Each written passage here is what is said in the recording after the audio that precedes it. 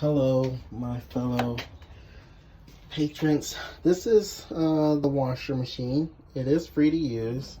All you do is you take these quarters, you stick them in the slot here, as so.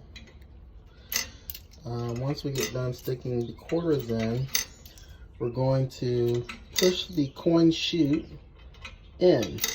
The quarters will drop out here. Let's see if I can.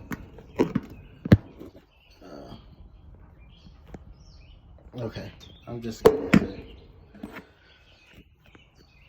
Well, sorry. See, they came right out of there. I caught them. I'm going to put them right back there.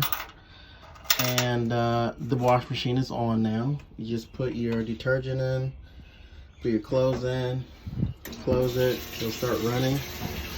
You have small, large, high, cold, warm, and hot. I normally leave it on warm, but that's how you use it. I'm gonna let it run through. Now when you're ready to dry, all you do is reach over here, you'll see this little slot, press it back like that. That turns the dryer, that engages the dryer, as if you had pushed the coin chute in. You're going to clean out the vent here, and then you're going to hit the button. Now the door does need to be closed, and it starts like that.